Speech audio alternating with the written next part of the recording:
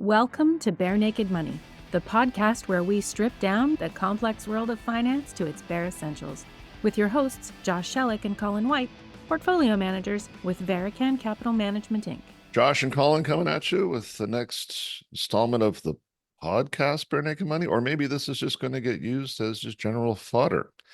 We sit here on the other side of the abyss. The election has occurred. It is over. There has been a victor has been declared, and everybody wants to know what we should do. Josh, what should we do? Well, let me ask you first, are we on the other side of the abyss, or do you think most people would say we're in the abyss? I don't know. Well, this is the next chapter of an ongoing story, I guess. We know we're in this room now, and so there's some certainty. And look, I for one celebrated a little bit that there was certainty when I got up the next morning, because this could have been something that drug out a long time and was a continuous distraction. So at least the Band-Aid has been ripped, and we know what we think we know. We have an idea. I don't even know how to say that. We don't know what we're in for the next 4 years. We know who some of the players are going to be over the next 4 years, but I don't think we know. And I think that's a great segue into our conversation about what investment ideas have come out of this election outcome. Josh, is that a better way to ask the question? Well, that's a good way to posit it, for sure. I think it's worth mentioning that we've been intentionally mum about the election running up to it. We haven't recorded one podcast. I don't think we've mentioned the election on a podcast in months, to be quite honest. And that was somewhat intentional, but also somewhat thoughtful on our end, because do they really matter? Are they predictable? Can you make investment decisions off of it? Those are a lot of good questions, but I want to ask you this. Over the last 2 days since the election, because it's been about 2 days as we sit here recording today, how many fund companies or research shops have sent you an email that says, here's your Trump trade ideas? All of them, plus a few that I didn't even know existed. It's like dozens, right? It's dozens. They all have Trump trade ideas. It's crazy. Well, they do, because again, everybody wants activity and everybody's trying to motivate somebody to do something. And to your point, Josh, I mean, we haven't played this game because we've taken a pretty detailed, close look at it from pretty much every angle, and there's nothing investable here. Like there's no real insight that can be gained on guessing what's going to happen next. The economic situation, it's going to cause some short-term volatility for sure, probably up and down, and maybe some of that's going to give an opportunity to initiate a position in something that was maybe trading too expensively before. But as far as trying to determine what Trump tariffs are going to do, well, you're assuming Trump is going to follow through with that. You're assuming he's going to be able to implement them. And then you're assuming how long it's going to take to reflect anything in the economy. And all of that is just completely unknowable. And if you're getting into trade ideas, time matters. Like, if you're early on a trade, after a while, you're wrong, because the opportunity may be too far out that you're not going to profit from it. So I think everybody, if we came on this podcast and said, hey, we have the Trump trade, a lot of people would tune in. Like that's an earworm. Everybody wants to hear what that is. How many ideas got thrown at the wall? Like I think we threw all of them at the wall, didn't we? Yeah, I think so. But here, I do have one real one for you. Here's a real idea for you. I'm just going to read an article. This is a snippet from an article. Big banks are also rising amid an uptick in interest rates and on hopes that Trump will follow through with promises to dial back the Dodd-Frank regulatory reform. JP Morgan Chase soared nearly 5%, hit a new lifetime high, while Morgan Stanley surged 7%. So U.S. banks, trade idea? In light of some of the wait, hold on. My mistake. That was November 9th, 2016. Oh, wrong article. Well, I'm being played. No, I'm sorry. I totally I pulled the rug out from under you, but I did that intentionally because the exact same thing happened this time around. And I think probably the exact same words were written in some way, shape, or form this time around. And guess what? Financials, one of the worst performing sectors over Trump's first presidency term. So maybe we don't know what's going to happen over the next 4 years, even if we know what policy decisions Trump has talked about. And that's a really unpopular opinion. And we continue to sit here being an unpopular, but I would rather just admit that it's chaotic and behave accordingly rather than have some beautiful theory that fits every 5 or 6 years and you could print the same article and have the same theory, even though they haven't worked out. Everybody's looking for something to do right now. And the worst part about this is Trump and Biden and everybody, they stand up and say, well, inflation was his fault or unemployment was his fault. Inflation was a global thing. Like, that wasn't a US thing. That was a global thing. It wasn't, the president happened to be sitting in the chair when it happened, but did the president cause it? No. Contribute to it? Maybe. But cause it? No. And by the same token, did any one president fix it? No. This is just an economic cycle that goes through. You and I joked a long time ago when Bank of Canada first stood up and they were going to kill inflation. And again, inflation can on its own run its course. But for sure, a bunch of people are going to stand up and declare victory when it comes to an end. Now, the argument is, or the discussion is, how much anybody really impacted it or whether this was just the natural cycle. But yeah, everybody's going to stand up and blame a politician for it and then give them credit for something that really it wasn't on their desk at all. Yeah. It's just hilarious and ridiculous that we go through the same thing over and over and over again. And this is what the definition of insanity, as they say, but that the banks thing is just such a clear and obvious indication that, again, even if we could predict the policy changes, and here's a shocker, I might shock you with this, but sometimes the campaign promises don't actually come to fruition when the person is in term, believe it or not. I know that's shocking, but if we just go back to when Trump was elected the first time, and this is not a Trump thing, it's an anybody thing. Anybody who's elected, they're based off of promises and ideas and things that get thrown around, and they come into power and everybody thinks they know what's going to happen when that person's in power. And we just don't. And the example that I used when we chatted earlier this week is the energy sector. When Trump was elected the first time, I think he said drill, drill, drill sometime recently. And it's like, okay, well, that's going to be a clear benefactor of a Trump presidency, right? Wrong. It was down 40% over his first term. And it's not his fault. It's just there's a whole lot else going on other than what he can do for the energy sector. So again, by far the worst performing sector during his first presidency was energy, which nobody would have predicted at the start of that term. So it's unpopular to say we just don't know as much as we think we do. Let's even take it further, Josh. I want you to take a voyage into assumption land for a second. Let's assume for a moment that Trump is going to reduce the regulatory regime on the U.S. financial services sector. Let's assume he does that. Let's assume that there's a very positive market reaction to that and the shares get bid up. The inevitable outcome of reducing regulation is at some point you're going to increase the likelihood and magnitude of a blow up of some description, which will cause new regulations to come in place and the cycle will start over. Because all of these things go in cycle. So even if you bought into the fact that he was going to reduce regulations and you bought into the fact this is going to be positive, the rest of that sentence is for now until one of them screws it up and forces the regulator to come in and put more regulation back in place.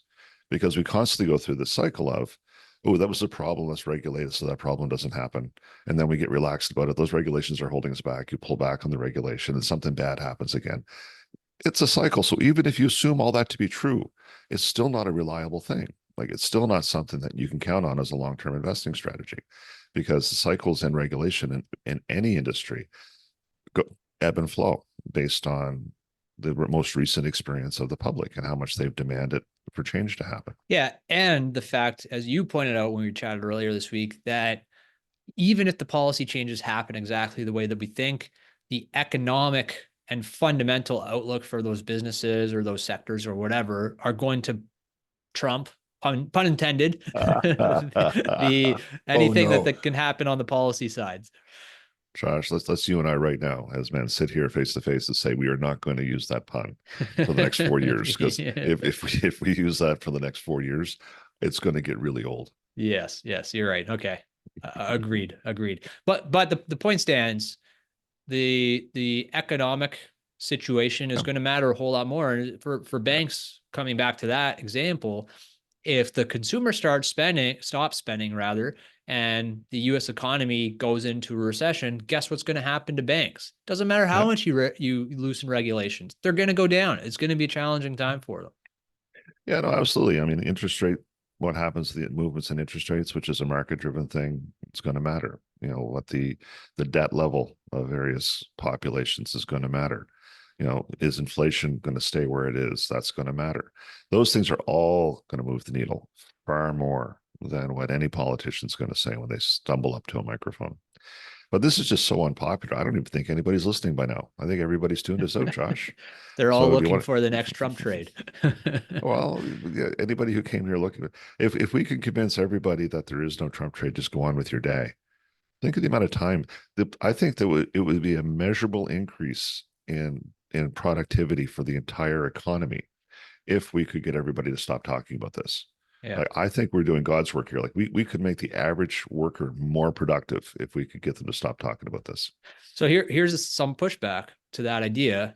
Look at how many different sectors and stocks and parts of the economy moved in dramatic ways on Wednesday this week, after the day after Trump was elected. So how could you say there's no Trump trade if that's happening? Well, let me answer a question with a question. Why did the market rally that day? As Matt said yesterday, I think it's very much an animal spirits thing. There's maybe not a whole lot of real long-term thought put into some of those market moving investment decisions. Interesting. I would posit the opposite. I would posit that there's a whole bunch of people holding back on allocating because they didn't know which direction the wind was going to blow. And it was the release of the uncertainty, the fact that we had an election that was called and settled decisively, and we didn't have all of the other disruptions that were perhaps feared. So I don't know that it was the outcome as much as the fact as there was an outcome, and people can go back to business as usual. But you know what? We could study this like 20 years from now and spend thousands of hours and probably still not completely understand why the market did what it did. Yeah, and that's fair. Similar question then, based off of that. Do you think if there was a conclusive outcome either way, Democrat or Republican, do you think the market rallies? I think so. I think it looks different. I Yeah. think that it would be different companies would have rallied, because I think that there is a vested interest in certain industries and one party or the other being in charge, for sure. So I think you would have seen it take a different shape. And I think that that's where the true traders were taking bets. It's because I would suspect that it would be dramatically different if the Democrats get in, because they would spend money differently, they would allocate resources differently, but there would be winners in that as well. When you say that, it sounds like there is a trade here to be made if so-and-so would allocate the money differently. But I think one of the things I want to emphasize is, again, even if we know where money's going to get allocated, people can make knee-jerk reactions and throw investment money at those sectors, but that doesn't mean it's actually going to come to fruition. It doesn't mean you know anything more than anybody else in the market. It's all sort of speculation.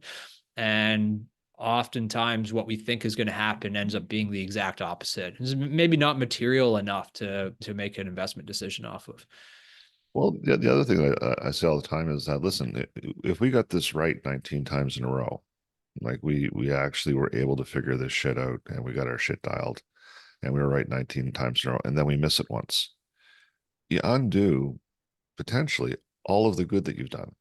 Like, you can wipe out an advantage that you've accumulated over time by continuing a risky behavior. It's sort of like staying at the casino longer. The longer you stay at the casino, the more likely you are to pay it back. Yeah. And the magnitude of those misses can be astronomical. So the key to long-term wealth creation is just not blowing your money up.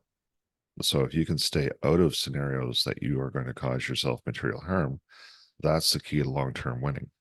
It's not about getting something right, not about guessing this election or guessing this interest rate, announcement or guessing anything. It's about staying out of that game entirely. Yeah. I have two more questions for you. First one, can you think of another political event in recent history where more ink has been spilt than this one, both on the investment, the finance side, the social side, all of that? Well, it's so funny you're using the word ink, because I don't think much ink was used at all. But I So get to where you're speak, going. metaphorically. Well, if you go back through history and take a look at the Cuban Missile Crisis, you go back and take a look at the Watergate. You take a look at the Gulf War. Weapons of mass destruction in Iraq and stuff like that. Those are all very, very hot political, and one could argue more meaningful political stresses in the U.S. where presidents were in the crosshairs. Again, they came awful close to nuclear war in Cuba. I mean that was a really real, that was a serious as a heart attack. On that scale, what we're going through now, a bunch of people are way more upset about it. I think there's a lot more emotion involved, and we can talk about it a lot more, and people can get into an echo chamber and get into their tribe and get really worked up about it. But we're not plus or minus nuclear missiles falling somewhere in the U.S. Like that's not the magnitude of what we're looking at right now.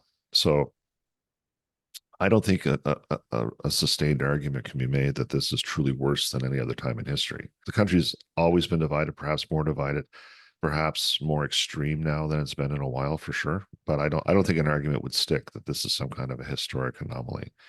If we really want to get political about this, my observation would be that the average American has completely lost faith in the system. The approval rate of Congress, the approval rate of the House, how little public opinion actually affects any of the laws or regulations that are passed.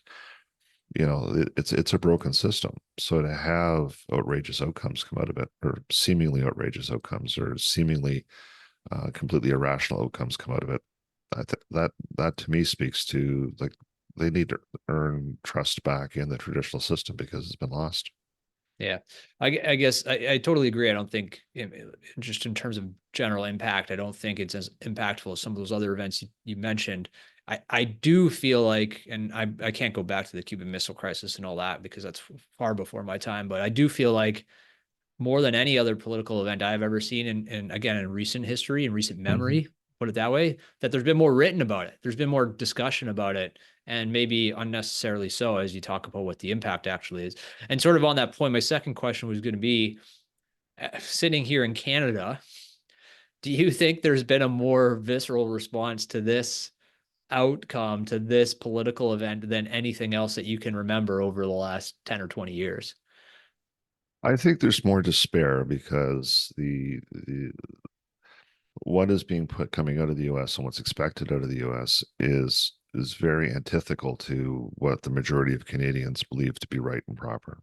Yeah. So I think that there's more despair here in Canada, and it's misplaced despair. I mean, we'll plant a privacy hedge along the border. We'll be fine.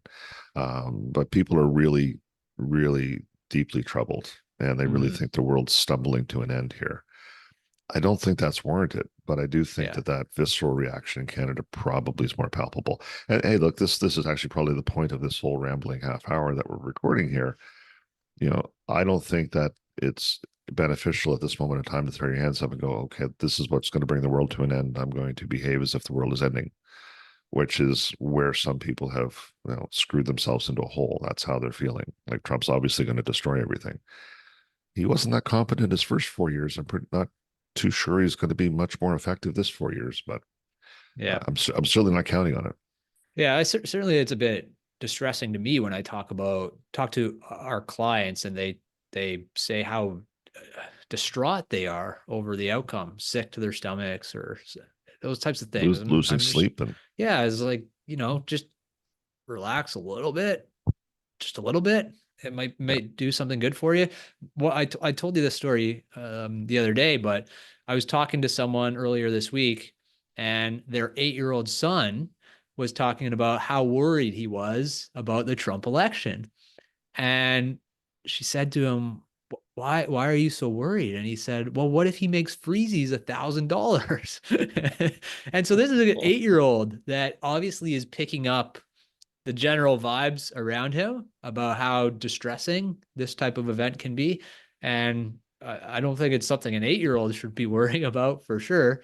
I get the despair about the Freezy situation, but I think we're going to be okay. Well, this is something I can address from a little bit of personal experience. So, my son at the same age was the same kid. Like, he was plugged into politics. He was worried about Freezies? No, he was plugged into politics, and he wanted okay. to be a politician. He wanted to be prime minister because, he was going to go, he had ideas and he was going to go fix things. So he was completely plugged in until he was about 12 and realized that it was all fucking pointless and none of it really mattered. So he was disillusioned with it by the time he turned 12 or 13, and he put it in his place and left it in a corner and never cared about it again. So this kid's on a good arc. Like, if he could put if he could put this behind him by his early teens and not have that level, because the problem is, if you don't have that level of angst as an 8-year-old, you're going to have that level of angst as a 40-year-old. Interesting. And then it's, you're not going to get past it. Now, this kid, he'll be past it. As soon as his freezies stay where they are for the next 4 years, he's going to go, oh, okay, this isn't a big thing. Good point. So, no, I think that, and again, and we don't talk politics. I agree with some politicians. I disagree with others. There's no one politician I agree with entirely. And there's a human side to all these issues that are going to be hashed out in the zeitgeist. I mean, people are going to talk about things, but we're here to give financial advice, and that's what people rely on us for. The economy is going to find a way forward. The global economy just came through a pandemic. The globe just shut down for a couple of years, and the economy found a way forward. That's what economies do. The economy is the sum total of the globe's effort to make their lives a materially better place. And it's going to find a way, so regardless of who thinks they're in power or what policies they put in place, there's going to be a path forward. And I believe that. And I'll argue with anybody about that, because there's just been so many things we've overcome. We keep missing, and I keep bringing it up. Well, Iran just launched 1,000 missiles at Israel. Like we're living in times where huge monumental things seem to be happening on the regular. Global economy just kind of moves a bit to the left, moves a bit to the right, and finds a way forward. And I don't ever seeing that being materially disrupted for an extended period of time. Yes, are we going to see a bear market? Absolutely. Yes, could it persist for a year or two? Absolutely. That absolutely is going to happen. But we're not going to know when it's going to happen. And when it does, there's going to be a recovery. And I don't think that there's any way to dispute that. So all of the despair, perhaps misplaced despair over how bad the human condition really is right now and the condition of democracy, is not best attributed, or isn't going to affect your investment decisions if you want to be successful. Can't say better than that. Ooh, look at that. I left Josh speechless. If you're breaking a sweat trying to figure out what your financial advisor is talking about, you're not getting the service you need. You probably hate trying to get an answer from them, but you also think moving your accounts will be a headache, and it might be. But working with don'trocktheboatwealthplanning.com or .ru isn't exactly stress-free, is it? Call us. We will demystify the world for you. For more information on the subject of today's podcast or any other financial topic, please visit us online at verecan.com. That's verecan.com. There's plenty of information there, or you can reach out to someone on the team. Thanks for listening. Please note, the information provided in this podcast is for general information purposes only. It is not intended as financial, investment, legal, tax, accounting, or other professional advice. Our discussions are not a solicitation to buy or sell any securities or to make any specific investments. Any decisions, based on information contained in this podcast, are the sole responsibility of the listener. We strongly advise consulting with a professional financial advisor before making any financial decisions. Listeners should be aware that investing involves risks and that past performance is not indicative of future results. Barenaked Money is produced by Verecan Capital Management, Inc., a licensed portfolio management company in Canada. We operate under the regulatory framework established by the provincial securities commissions in the provinces within which we operate. The views expressed in the podcast are our own and do not necessarily reflect the official policy or position of any regulatory authority. Remember, at Verecan Capital Management, Inc., we focus on aligning our goals with yours, prioritizing integrity and transparency. For more information about us and our services, please visit our website. Thank you for listening, and let's continue to challenge the norms of the financial services industry together.